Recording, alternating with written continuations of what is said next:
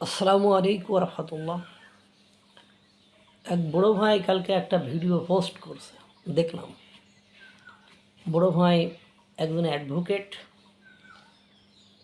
ঢাকা বিশ্ববিদ্যালয়ে লয়ে পড়তেন। বড় একটি মাল্টিন্যাশনাল কোম্পানির ল অ্যাডভাইজার থেকে তিনি অনেক প্রমোশন টোশন পেয়েছেন। বড় ভাই দেখলাম জামাত শিবিরের নেতাদের পাকিস্তান হাই কমিশনারের যে প্রতিনিধি আসে তাদের সাথে ইফতার করতে যাওয়ার একটা ভিডিও পোস্ট করছে। সেখানে যে কি গলাগলি, সে কি কুলাকুলি, কি চাহনি, কি প্রেম, কি প্রেমে মজাইলা তুমি, এমন ভাব, মানে নিজের মার পেটের ভাই, দুই ভাই বসে আলাপ পাড়তেছে।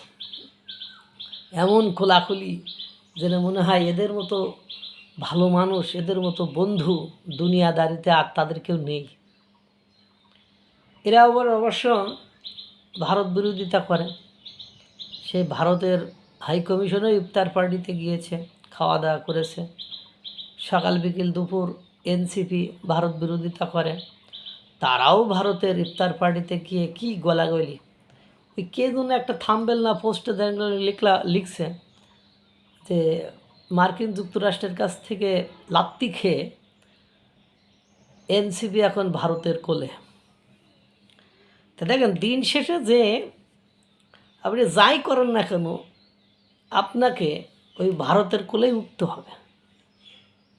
আপনি ভারতের কোলে না উঠে এদেশের ক্ষমতা পরিচালনা করতে পারবেন না।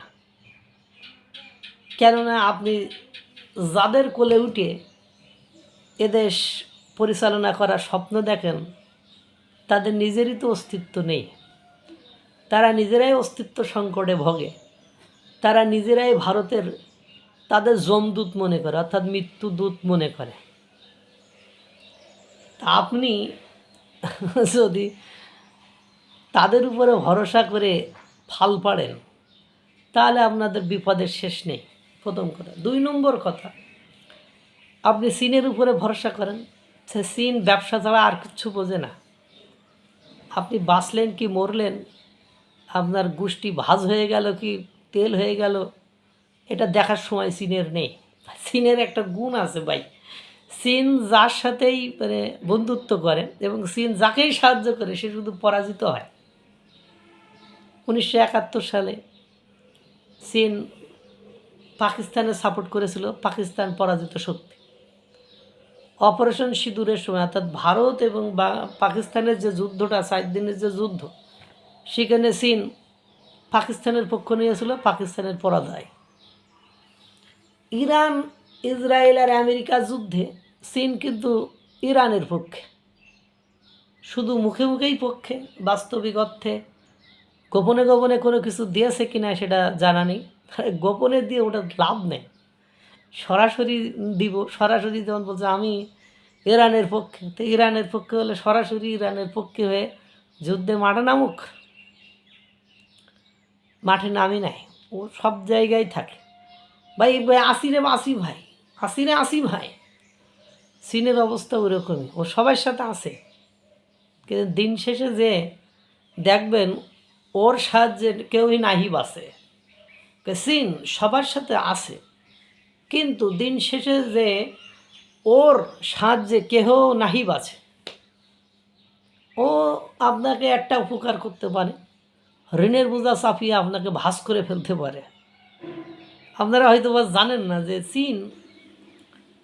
চীনে মুসলমানদের অবস্থা কী, তারপরেও পাকিস্তানে মুসলিমদের অবস্থা কী, এগুলো আপনারা হয়তো বা একটু গবেষণা করেন না।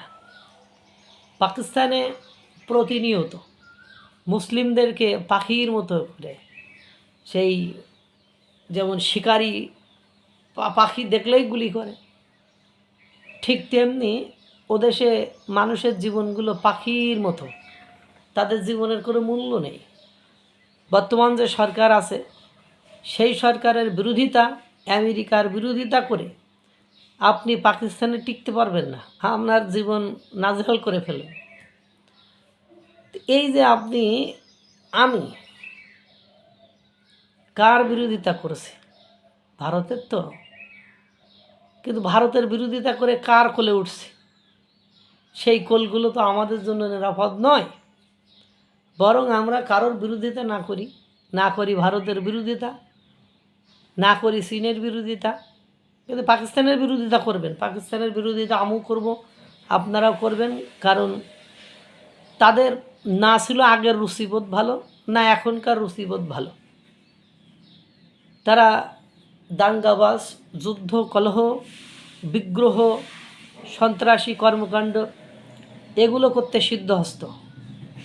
সুতরাং তাদের সাথে সম্পর্ক আপনার যত গভীর হবে, বিশ্বে আপনার চরিত্র তত বেশি হনন হবে। আর তার উপরে ভরসা করে আজ পর্যন্ত পাকিস্তানের উপরে ভরসা করে বিশ্বের কোনো দেশ কোনো যুদ্ধে, কোনো সংগ্রামে, কোনো ন্যায়সঙ্গত আচরণে সফল হয়নি। সুতরাং আপনিও সফল হবেন না। এজন্য ওই পাকিস্তানের কোলে উঠে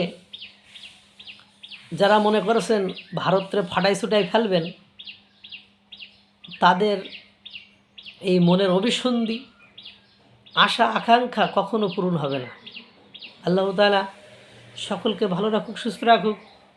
আসসালামু আলাইকুম ওয়া রাহমাতুল্লাহ।